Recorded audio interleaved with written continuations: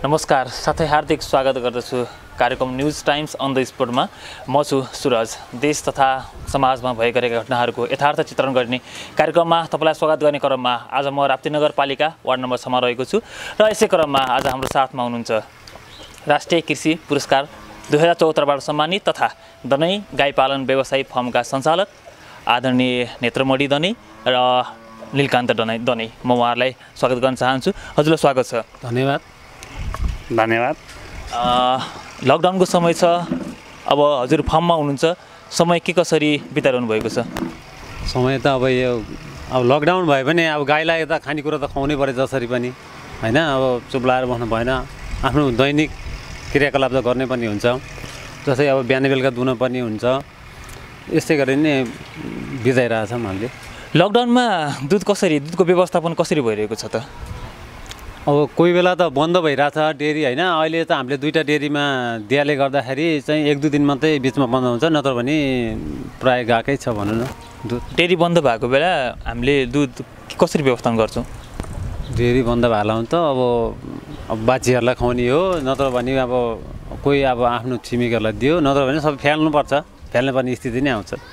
दाजुभाइ दुवैजना विदेशमा हुनुहुन्थ्यो, नेपाल आउनुभयो, त्यसपछि तरकारी खेतीबाट बिस्तारै गाई फार्मतर्फ अग्रसर हुनुभयो। गाई पाल्ने सोच कहाँबाट आयो?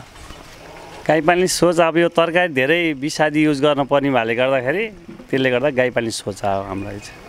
अहिले के कति गाई दुना रहेको छ? गाईको दुना कति रहेको छ?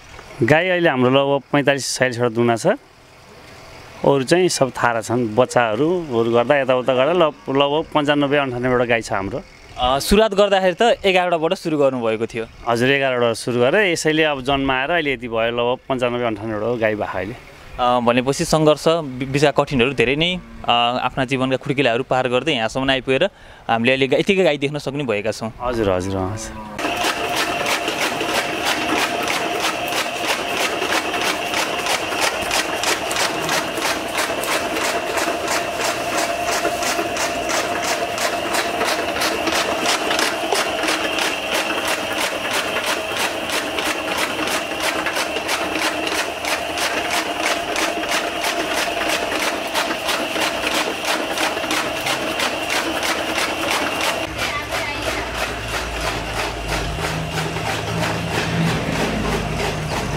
अनि अब गाईको लागि घाँस चाहिने हुन्छ, घाँसको व्यवस्था के कस्तो गर्नुभएको छ? घाँस चाहिँ हामीले लगभग तपाईँको 8-10 बिघामा घाँस लिजमा लिएर गरेका छौँ, आफ्नो मात्रै जमिनले नपुग्ने भएर। अनि अहिले चाहिँ हामीले मान्छे हातैले कटाएर चाहिँ गाईलाई ल्याएर खुवाइरहेको छौँ। तर हामीलाई धेरै गाह्रो छ हेर्नु, अब मान्छे भनेपछि नपाउने, अनि अब यस्तै बर्खा टाइममा खेतबाट यहाँ ल्याउनु पनि गाह्रो छ। अनि त्यसले गर्दाखेरि दुखम सुखम भनौँ न ल्याएर खुवाइरहेछ घाँस चाहिँ।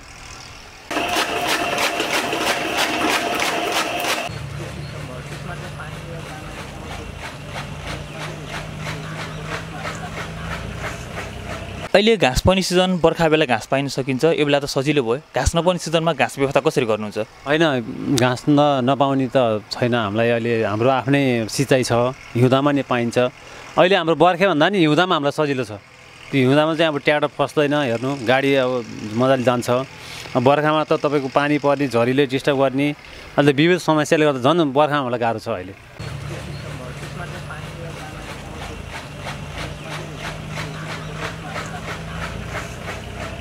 अनि यो परालको परालहरूलाई कसरी उपलब्ध गराउनु भएको छ?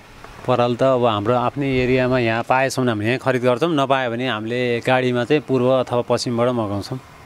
अब हजुरहरू त दाजुभाइको एकदमै अगाडि संयुक्त रूपमा अगाडि बढ्नुभएको छ। एउटा गाउँको लागि एउटा आदरणीय, साथसाथै गाउँको लागि एउटा हजुरहरू प्रेरणा पनि बन्नुभएको छ। यो कुरो हामीले राम्ररी अवगत नै पाएका छौँ र हामीले जानकारी पाइसकेका छौँ।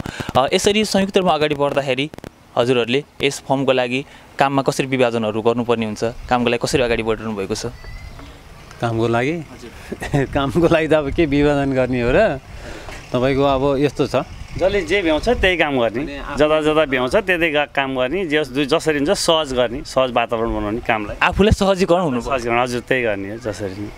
अनि अब हाम्रो यहाँ उत्पादन भएका दुधहरूबाट केही दुधजन्य पदार्थहरू जस्तै आइसक्रिमहरू कुल्फीहरू हुन्छ होइन अनि त्यस्तै पनिरहरू उत्पादन गर्ने सोचमा नि हुनुहुन्छ कि अहिले यतिकै रहने दिने सोच छ?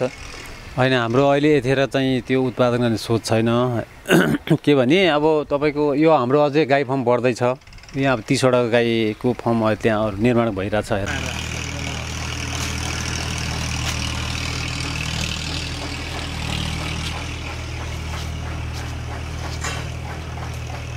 नयाँ फर्म देखाएको थियो त्यो गाई थप्नको लागि हो? गाईको लागि नै निर्माण भइरहेछ तपाईँको। अब यो अलि पछि चाहिँ भनौँ न हाम्रो लगभग 100वटा गाई दुना भइसकेपछि अनि आफ्नै चाहिँ यहीँ उत्पादन गरेर चाहिँ डेरी सेरी अलिकति राखेर अनि अरू दुध जन्ने वस्तुहरू पनि बनाउने सोच गरेर सोच चाहिँ पछिलाई राख्नु भएको? पछिल्लै छ।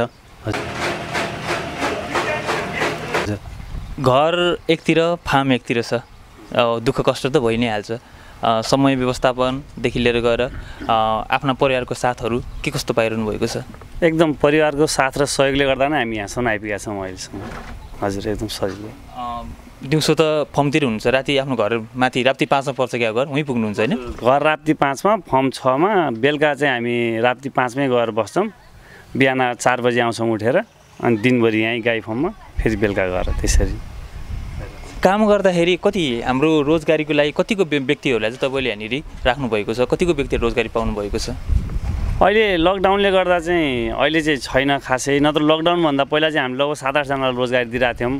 अहिले पनि 5जनालाई रोजगारी दिइरहेछौँ। घाँस काट्ने 4जना र फर्ममा अहिले 1जना हुनुहुन्छ। 5जनालाई रोजगारी दिइरहेछौँ। 5जना प्लस आफूहरू भएपछि त राम्रो गर्न सके। 7-8जना त यहाँ नियमित रूपमा काम गरिरहेछौँ। अब जस्तै पुँजी पनि त अब राख्नुपर्ने हुन्छ। जस्तै ऋणहरूदेखि लिएर गएर ऋणहरू के कस्तो छ, ऋण कतिको लागेको हुन्छ, अब यसको मासिक आम्दानी के छ, यसको मासिक आम्दानी दुधबाट हुने मासिक आम्दानी के कति रहेको छ त? दुधबाट हुने मासिक आम्दानी भनेको तपाईँको यस्तो छ, अब सबै खर्च कटाएर चाहिँ तपाईँ 1-1.5 लाख रुपियाँ हामीलाई महिनाको लगभग हुन्छ। तर अहिले लकडाउनले गर्दा चाहिँ हामीलाई गाई पाल्न पनि एकदम धेरै धौधौ भइरहेछ। हेर्नु, नोक्सान भनेर चाहिँ भइसकेको छैन? नोक्सान चाहिँ छैन। हेर्नु, तैँदै अहिले गाई पाल्न सक्ने खुबी चाहिँ यतिखेर भइरहेछ। अहिले त्यही पनि दुध बिचमा बन्दै थियो, त्यसो भए चाहिँ हाम्रो अहिले गाई सबै हटाउनु पर्ने स्थिति आउँथ्यो। हेर्नु, अहिले चाहिँ दुध केही मात्रामा चाहिँ हल्का भनौँ न बिक्री भइरहेकोले गर्दाखेरि अहिले चाहिँ केही चल्न सजिलो भइरहेछ। हटाउने कुरो गर्नुभयो। जस्तै गाई त सधैँ एकनासो रहँदैन, बुढो भइरहन्छ। ती बुढो भए गाईहरूलाई चाहिँ कसरी के कस्ता कटाउने व्यवस्था गर्नुभएको छ? होइन, यस्तो छ, अब बुढो भयो होइन, त्यो गाईले अब दुध दिन नसक्ने भयो भने तपाईँको बुढाखाडा भएपछि अब त्यो कोही अब भनौँ न मान्छेलाई अब चाहियो मलाई अब म पाल्छु भनेर पठाइदिने, अथवा अब बिस्तारै अब त्यो गाईहरू बुढो भइसकेपछि दुध दिन नसक्ने भएपछि अब बिस्तारै आफै हुन्छ के, बिस्तारै अब आफै नै खारेज हुन्छ। यसको मलमूत्रहरू जस्तै हामीले त यहाँ यसै देखेको छौँ, यसको अरू पनि व्यवस्थापन गर्ने अरू पनि उपायहरू थिए कि अहिलेलाई यतिकै राख्नुभएको? होइन, अरू उपाय त थिएन होइन। तपाईँको यो यसमा हाम्रो जनशक्ति बढी लाग्छ नि त। जस्तै अब अर्को ठाउँमा लगेर चाहिँ यसलाई डम्पिङ गर्न सक्न चाहिँ तपाईँको यसको लागि फेरि छुट्टै मान्छे चाहियो हामीलाई, जनशक्ति। अब त्यसको लागि हामीले फेरि अहिले भन्ने बित्तिकै त्यसको पैसा चाहियो अनि अरू एक्स्ट्रा पैसा चाहियो। त्यसले गर्दाखेरि हामीले यसलाई व्यवस्थापन गर्न सकेको छैन। अहिले यतिकै बसिरह, पछि चाहिँ हामीले चाहिँ अरू जनशक्ति भएर अलि यसलाई आधुनिकीकरणतिर लान सक्यो भने चाहिँ यसलाई अलिक छुट्टै व्यवस्था गरेर राख्नुपर्ने हुन्छ। दुध दुनको लागि मेसिन प्रयोग गर्नुहुन्छ? हजुर, अहिले त हामीले 1 वर्ष भयो मेसिन प्रयोग गरेका छौँ।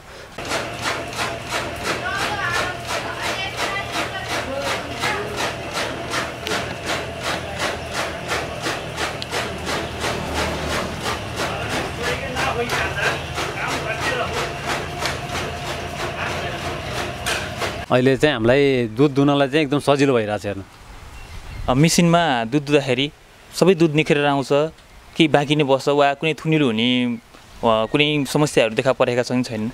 होइन, अहिले मेसिनले दुन थालेपछि हामीलाई तपाईँको यो थुनिलोको प्रकोप कम भइरहेछ र अनि अहिले हाम्रो समयको नै धेरै बचत भइरहेछ। अलिकति जनशक्ति पनि कमै लाग्ने पनि भयो? जनशक्तिको पनि पहिलाको तुलनामा धेरै नै कम लाग्ने भइरहेछ। अनुदान पाउनु भएको छैन। यो ठाउँमा फेरि फर्महरू पनि धेरै नै रहेको छ। फर्म मैले देखिरहेको छु, यहाँनिर धेरै नै फर्म रहेको छ। यस अवस्थामा चल्न कतिको कठिन हुँदो रहेछ त? होइन फर्महरू अझै धेरै भयो भने त चल्न सजिलै हुन्छ, बरु अझै कमै छ अहिले यहाँ फर्महरू धेरै भयो भने जस्तै गाईहरू किनबेच हुने, गाईको पकेट क्षेत्र हुने हुन्छ, त्यसले गर्दाखेरि हामीलाई चल्न सजिलो हुन्छ, सहज हुन्छ, अझै कमै भइरहेको छ तपाईँको। आफू जस्तै अरू किसानहरूलाई के कस्ता सुझाव सल्लाहहरू दिन चाहनुहुन्छ? भनौँ न, गाई पालन गर्दा तपाईँको निरन्तरता आफैले लागेर गर्नु पऱ्यो, तपाईँको आफै खटेर गर्नु पऱ्यो र फेरि अरूको भरमा पर्नु भएन। अनि तपाईँको के छ भने यो घाँस बढी हालेर चाहिँ तपाईँको दानाहरू कम गरेर गाई पालन गर्नु पऱ्यो। अनि गाई पालन गर्दा अलिक गाई चाहिँ राम्रो जातको छनौट गरेर पाल्न सक्यो भने राम्रो हुन्छ। हजुर केही भन्न चाहनुहुन्छ कि? हजुर केही छैन, यही त होस्। दुधबाट हुने मानसिक आम्दानी भनेको तपाईँको यस्तो छ, अब सबै खर्च कटाएर चाहिँ तपाईँ 1-1.5 लाख रुपियाँ हामीलाई महिनाको लगभग हुन्छ। तर अहिले लकडाउनले गर्दा चाहिँ हामीलाई गाई पाल्न पनि एकदम धेरै धौधौ भइरहेछ। हेर्नु, नोक्सान भनेर चाहिँ भइसकेको छैन? नोक्सान चाहिँ छैन। हेर्नु, अहिले गाई पाल्न सक्ने खुबी चाहिँ यतिखेर भइरहेछ। अहिले त्यही पनि दुध बिचमा बन्दै थियो, त्यसो भए चाहिँ हाम्रो अहिले गाई सबै हटाउनु पर्ने स्थिति आउँथ्यो। हेर्नु, अहिले चाहिँ दुध केही मात्रामा चाहिँ हल्का भनौँ बिक्री भइरहेले गर्दाखेरि अहिले चाहिँ केही चल्न सजिलो भइरहेछ। हटाउने कुरो गर्नुभयो, जस्तै गाई त सधैँ एकनासो रहँदैन, बुढो भइरहन्छ। ती बुढो भए गाईहरूलाई चाहिँ कसरी के कस्ता कटाउने व्यवस्था गर्नुभएको छ? होइन, यस्तो छ, अब बुढो भयो होइन, त्यो गाईले अब दुध दिन नसक्ने भयो भने तपाईँको बुढाखाडा भएपछि अब त्यो कोही अब भनौँ न मान्छेलाई अब चाहियो, मलाई अब म पाल्छु भनेर पठाइदिने, अथवा अब बिस्तारै अब त्यो गाईहरू बुढो भइसकेपछि दुध दिन नसक्ने भएपछि अब बिस्तारै आफै हुन्छ के, बिस्तारै अब आफै नै खारेज हुन्छ। यसको मलमूत्रहरू जस्तै हामीले त यसै देखेको छौँ, यसको अरू पनि व्यवस्थापन गर्ने अरू पनि उपायहरू थिए कि अहिलेलाई यतिकै राख्नुभएको? होइन, अरू उपाय त थिएन होइन। तपाईँको यो यसमा हाम्रो जनशक्ति बढी लाग्छ नि त। जस्तै अब अर्को ठाउँमा लगेर चाहिँ यसलाई डम्पिङ गर्न सक्न चाहिँ तपाईँको यसको लागि फेरि छुट्टै मान्छे चाहियो हामीलाई, जनशक्ति। अब त्यसको लागि हामीले फेरि अहिले भन्ने बित्तिकै त्यसको पैसा चाहियो, अनि अरू एक्स्ट्रा पैसा चाहियो। त्यसले गर्दाखेरि हामीले यसलाई व्यवस्थापन गर्न सकेको छैन। अहिले यतिकै बसिरह, पछि चाहिँ हामीले चाहिँ अरू जनशक्ति भएर अलि यसलाई आधुनिकीकरणतिर लान सक्यो भने चाहिँ यसलाई अलिक छुट्टै व्यवस्था गरेर राख्नुपर्ने हुन्छ। दुध दुनको लागि मेसिन प्रयोग गर्नुहुन्छ? हजुर, अहिले त हामीले 1 वर्ष भयो मेसिन प्रयोग गरेका छौँ।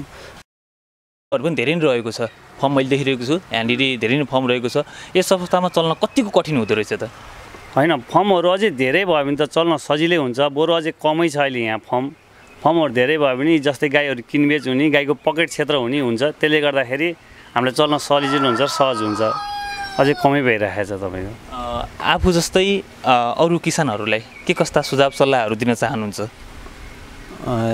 भनौँ न, गाई पालन गर्दा तपाईँको निरन्तरता आफैले लागेर गर्नु पऱ्यो, तपाईँको आफै खटेर गर्नु पऱ्यो र फेरि अरूको भरमा पर्नु भएन। अनि तपाईँको के छ भने यो घाँस बढी हालेर चाहिँ तपाईँको दानाहरू कम गरेर गाई पालन गर्नु पऱ्यो। अनि गाई पालन गर्दा अलिक गाई चाहिँ राम्रो जातको छनौट गरेर पाल्न सक्यो भने राम्रो हुन्छ। हजुर केही भन्न चाहनुहुन्छ कि? हजुर केही छैन, यही त होस्। ल, हाम्रो कार्यक्रममा उपस्थित भइदिनु भयो, हामी यहाँ आएथ्यौँ, हजुरले समय निकाल्नुभयो, यत्रो व्यस्तता बावजुद पनि हजुर समय निकाल्नुभयो, हजुर धेरै धन्यवाद छ। हुन्छ, हस् त, धन्यवाद। आदरणीय दर्शकबिन, हामी अहिले यस कृषिलाई अगाडि बढाउने क्रममै, कृषि क्रान्तिलाई अगाडि बढाउने क्रममै गाई फार्मको अगाडि बसेर हामीले आफ्नो अन्तर्वार्ताहरू लिने काम गऱ्यौँ। यस्तै समसामयिक विषयमा आधारित भएर भएको घटनाहरू सुन्न हेर्नको लागि हाम्रो यस च्यानललाई सँगै जोडिनु होला, हाम्रो यस च्यानलसँग जोडिनु होला। धन्यवाद।